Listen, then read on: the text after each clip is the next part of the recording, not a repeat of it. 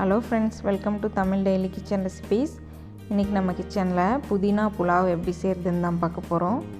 வாங்க எப்படி செய்கிறதுன்னு பார்த்துடலாம்.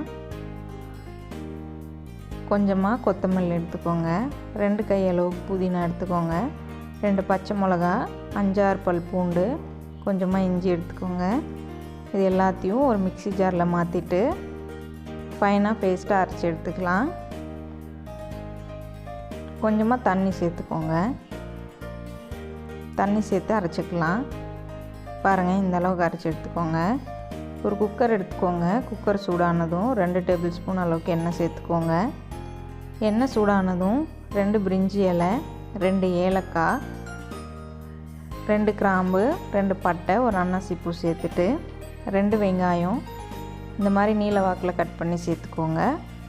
ஒரு பச்சை மிளகா சேர்த்துக்கலாம். சேர்த்துட்டு இது எல்லாத்தையும் நல்லா ஃப்ரை பண்ணிக்கலாம். வெங்காயம் நல்லா ஃப்ரை ஆனதும் இதில் 5-6 புதினா சேர்த்துக்கோங்க ஃப்ளேவருக்காக.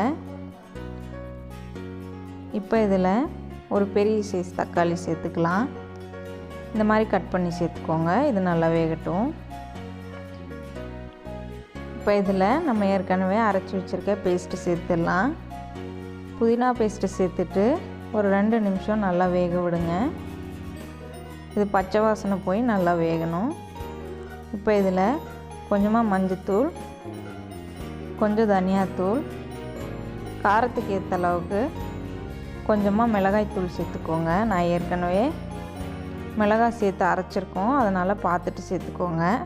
கொஞ்சம் கரம் மசாலா, இது எல்லாத்தையும் சேர்த்து நல்லா மிக்ஸ் பண்ணிக்கலாம். நல்லா 1 நிமிஷம் பச்சை வாசனை போகிற வரைக்கும் ஃப்ரை பண்ணிக்கலாம். இப்போ இதில் 2 கப் அளவுக்கு அரிசி ஊற வச்சு 1/2 மணி நேரத்துக்கு முன்னாடியே ஊற வச்சுருந்தேன். அரிசி சேர்த்துட்டு இது எல்லாத்தையும் மிக்ஸ் பண்ணிக்கலாம்.